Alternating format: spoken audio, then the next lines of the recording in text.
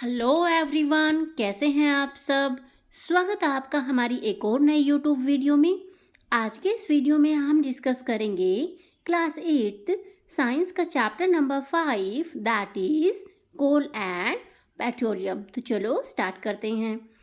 We use various materials for our basic needs. हम हमारी ज़रूरत के अनुसार अलग अलग तरह के मटेरियल्स का यूज़ करते हैं।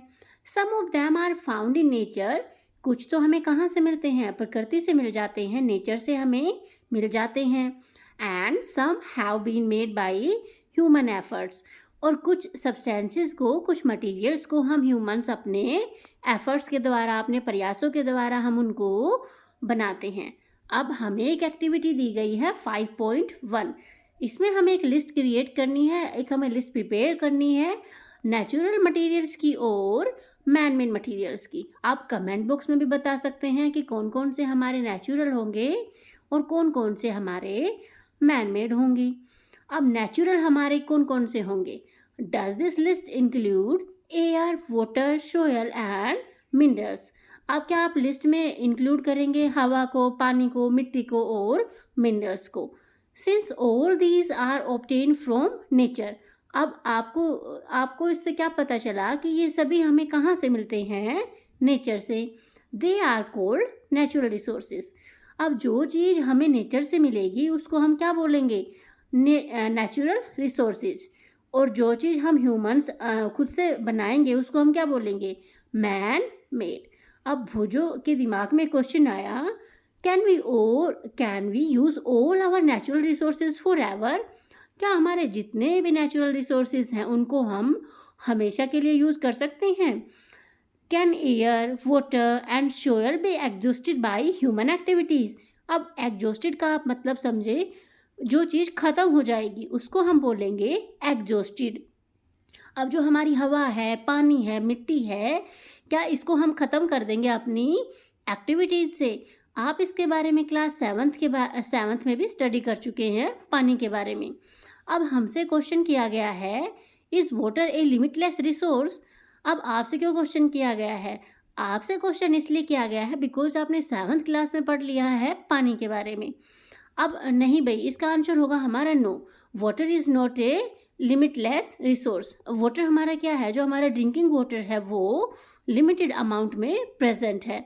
अगर हम उसको ऐसे ही रेकलेसली यूज़ करते रहे तो वो एक दिन क्या हो जाएगा? एक दिन वो ख़त्म हो जाएगा। In the light of the availability of various resources in nature, natural resources can be broadly classified into two kinds. अब हमने ना नेचुरल रिसोर्सेज को दो तरीके से डिवाइड किया है। पहला हमारा होगा इनएग्जॉस्टिबल नेचुरल रिसोर्सेज।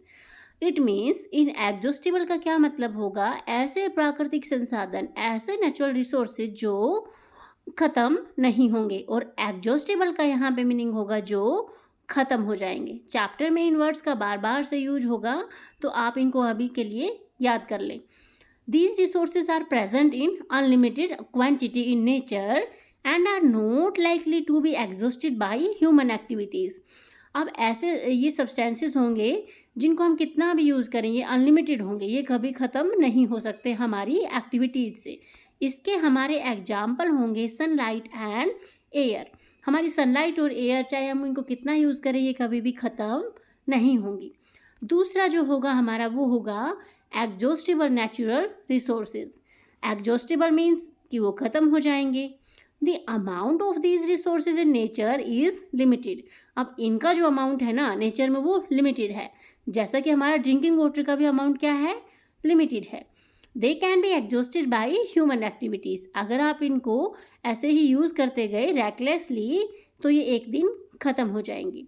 एग्जाम्पल होंगे हमारे फॉरेस्ट, वाइल्ड लाइफ, मिनरल्स, कोल, पेट्रोलियम, नेचुरल गैस एट्सेट्रा।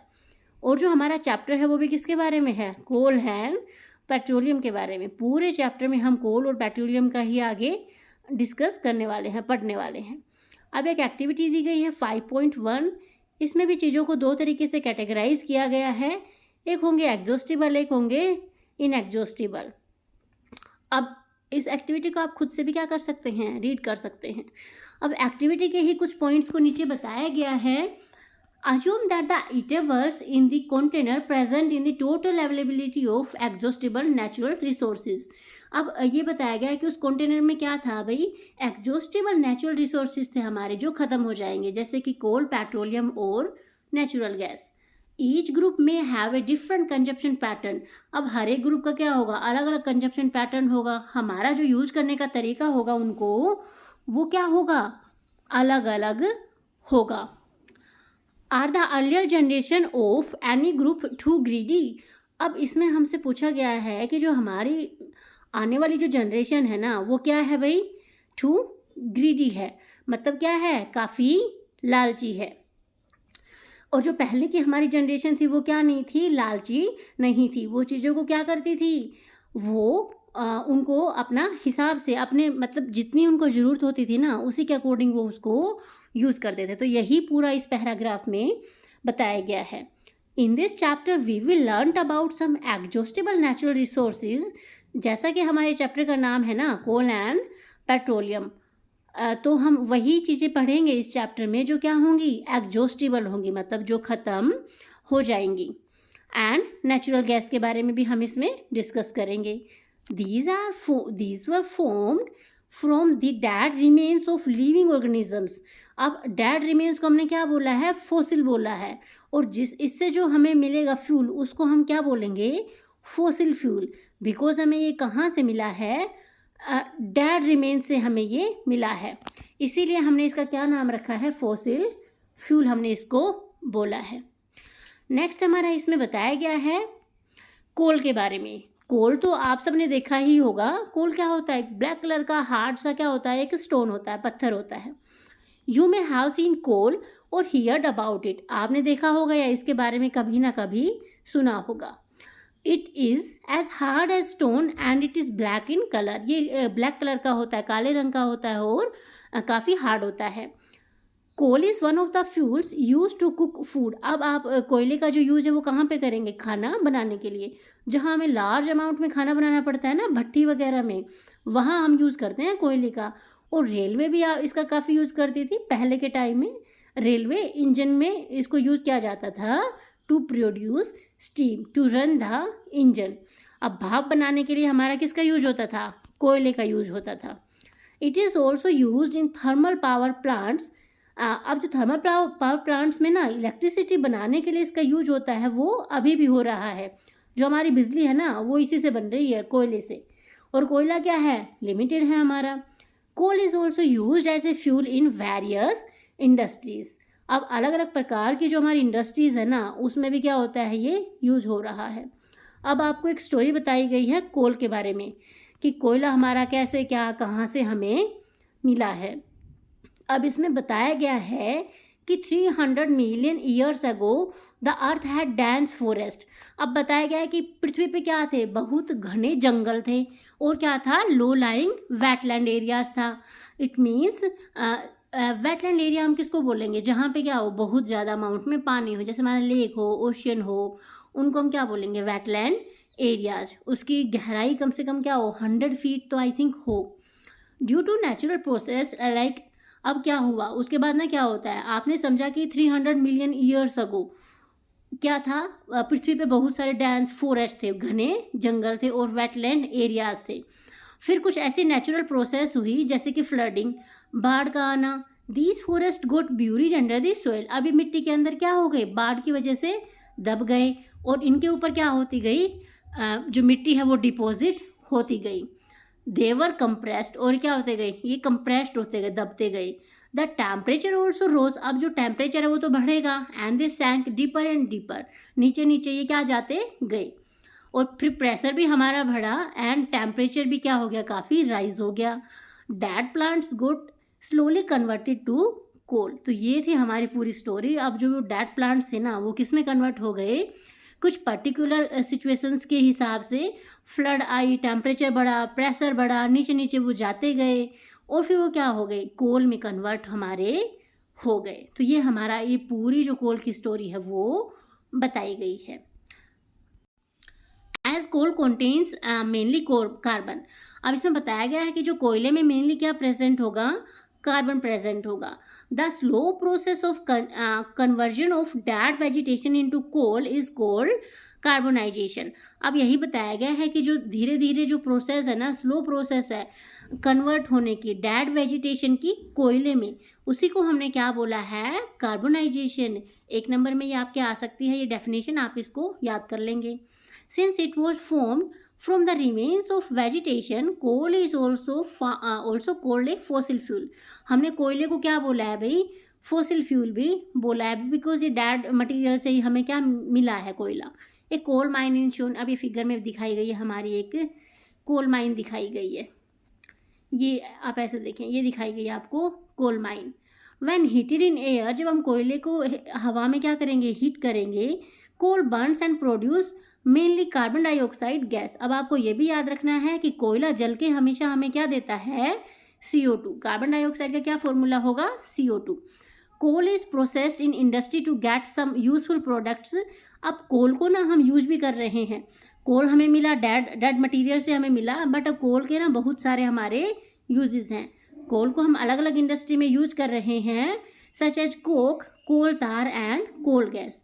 अब आपको ये 3 चीज़ें याद रखनी है। अब इन 3 चीज़ों के बारे में हम डिस्कस करेंगे कि हमें कोयले से क्या मिल रहा है, कोक मिल रहा है, कोल तार मिल रहा है और कोल गैस मिल रही है। अब हम देखेंगे कोक के बारे में। It is a tough, porous and black substance. अब जो हमारा कोक होगा ना, ये भी क्या होगा, हमारा काफ़ी टफ होगा, मतलब हार्ड होगा। पोरस मीन्स होता है जिसमें छेद हो, उसको हम बोलते हैं पोरस। और ब्लैक कलर का एक हमारा सब्सटेंस होगा। It is an almost pure form of carbon. अब ये कोयले की प्योर फॉर्म है। Coke is used in the manufacture of steel. अब ये हमारा कहाँ यूज़ किया जाता है कोक का, स्टील के मैन्युफैक्चर में, स्टील को बनाने में, and in extraction of many metals. जो हमारी अलग अलग तरह के जो मेटल्स हैं, धातु हैं, उनको एक्सट्रैक्ट करते हैं, उनको निकालते हैं ना, उसमें भी हमारा कोक का यूज किया जाता है। नेक्स्ट हम पढ़ेंगे कोल तार के बारे में। अब कोल तार भी हमारा क्या है, ब्लैक कलर का है, बट क्या है, ये थिक लिक्विड है। ये हमारे क्या था, टफ था, हार्ड था, ब्लैक कलर का पत्थर जैसा आपको दिखेगा। कोल तार हमारा क्या है, तो ये भी ब्लैक कलर का, बट ये लिक्विड टाइप है, लिक्विड फॉर्म है, विद एन अनप्लीजेंट स्मेल, मतलब ऐसी स्मेल जो आपको क्या अच्छी नहीं लगेगी। It is a mixture of, ये आपको कोल तार दिखाया गया है, it is a mixture of about 200 substances. आप ये बात आप याद रखेंगे, कोल तार के ऊपर ना आपका शॉर्ट नोट लिखने के लिए काफ़ी बार आता है। कोल तार हमारा क्या होता है, 200 सब्सटेंसेज का एक मिक्सचर होता है। अब products obtain from coal tar are used as starting materials of manufacturing various substances. अब जो कोल तार से हमें जो चीज़ें मिलेंगी ना, उनको हम अलग अलग तरीके से यूज़ करते हैं, हमारी एवरीडे लाइफ में भी और हमारी इंडस्ट्री में भी। जैसे कि हमारी जो डाई हम करवाते हैं, कपड़ों पे आप डाई करवाते हैं ना, किसी एक कलर को आप दूसरे कलर में चेंज करवाते हैं। ड्रग्स मीन्स हमारी जो दवाइयाँ हैं, एक्सप्लोजिव मतलब जो हमारे पटाखे हैं, क्रैकर्स वगैरह, जो फटने वाली चीज़ें हैं, परफ्यूम है हमारी, प्लास्टिक है, पेंट है, फोटोग्राफिक मटीरियल, जो हमारे फोटोग्राफिक मटीरियल्स हैं उनमें भी, रूफिंग मटीरियल्स। आप देख रहे हैं इसका कितना यूज़ है हमारे कोल तार का। Naphthalene bolts used to repel moth and other insect are also obtained from coal tar। अब आपकी मम्मा जो वाइट कलर की जो बोल्स हैं वो कपड़ों में डालती है ना, आपने अपने घर में कभी नोटिस किया हो, वो भी आपको कहाँ से मिल रही हैं, कोल तार से मिल रही हैं। These days bitumen, a petroleum product, is used in place of coal tar for melting the roads। अब आपको ये भी याद रखना है कि जो आज के दिनों में हमारा क्या होता है, रोड बनाने के लिए, सड़क जो आपकी होती है उनको बनाने के लिए बिटुमेंस का यूज़ किया जाता है। पहले किसका होता था, कोल तार का यूज होता था, बट आज हमारा कोल तार का यूज़ नहीं होता है। नेक्स्ट होगा हमारा coal gas. Coal gas is obtain during the processing of coal to get coke. अब कोल गैस ना बीच की हमारी एक स्टेज है जो हमें कब मिलती है, हमें मिलती है कोल से हम क्या बनाते हैं, टू गेट कोक बनाते हैं, तो हमें क्या मिल रही है, कोल गैस मिल रही है। It is used as a fuel in many industries situated near the coal processing plants. अब ये भी हमारी बहुत सारी इंडस्ट्रीज़ में यूज़ होती है। सबसे पहले जो कोल गैस का यूज़ किया गया था ना, वो किया गया था स्ट्रीट लाइट के लिए किया गया था। First time in London in 1810 and New York around 1820 nowadays it is use as a resources of heat rather than light. पहले इसको लाइट के जैसे हमने यूज़ किया, अब हम इसको कहाँ यूज़ कर रहे हैं, इसको हम हीट के जैसे used as a resources of heat rather than light. अब हम इसको हीट के जैसे यूज़ कर रहे हैं। पहले हमने इसको सबसे पहले लंदन में 1810 में और न्यूयॉर्क में 1820 के अराउंड हमने इसको स्ट्रीट लाइट के रूप में यूज़ किया था। आज हम क्या कर रहे हैं, इसको हीट के रूप में यूज़ कर रहे हैं। आज इतना ही रखेंगे, नेक्स्ट वीडियो हम इसकी कल डिस्कस करेंगे। कैसी लगी आपको वीडियो कमेंट करके ज़रूर बताना। अच्छी लगी हो तो अपने फ्रेंड्स के साथ भी इसको शेयर करना। Thank you, thanks for watching.